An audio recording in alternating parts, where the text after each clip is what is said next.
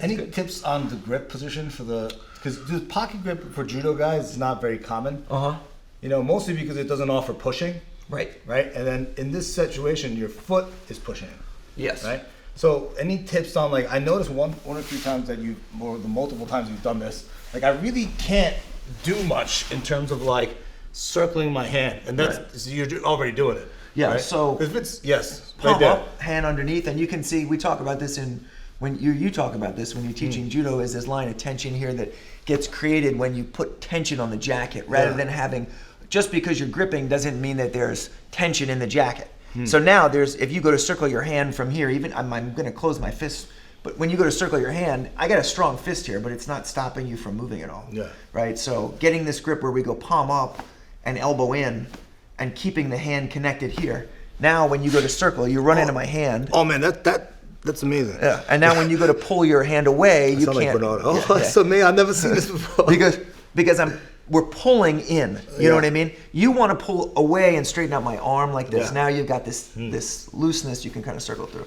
Now, I want to be here like this, right? And then now from here it's going to be. Oh my God, this is so tight. Yeah. So that's the one thing I would say when we're playing this sort of grip. Yeah.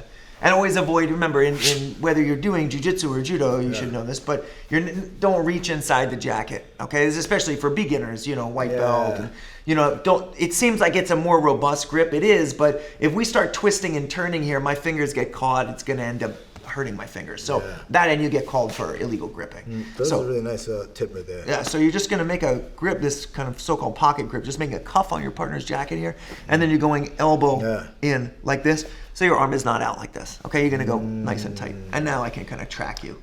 I like this, I can use this as a pushing grip too sometimes. Now you can go back to the video and watch me do it wrong. No, this is just a little detail and makes things a little bit easier. Okay, That's a big detail. People can play all sorts of ways. You can keep this cuff grip. You don't really see people using pistol grips too much from Spider Guard. I think it just takes a little too long to get. What about the lasso hand side? Is it the same? Yeah, usually the same here. Once this goes through, elbow down and palm up here. Now it's the tension here needs to be to prevent you from circling out in this direction. So I really got to make sure our elbow's closed. Oh, the knuckles tight behind the quad. Yeah, if you play wide here like this, go to circle this hand, you'll be able to do it. You'll eventually fight your way through. Yeah. Okay. When the elbow is down and you go to do it, I got a shorter grip. Your hand gets stuck. We can always adjust. Oh my God, that's so tight. Just those little grips make a big difference. Yeah. Interesting.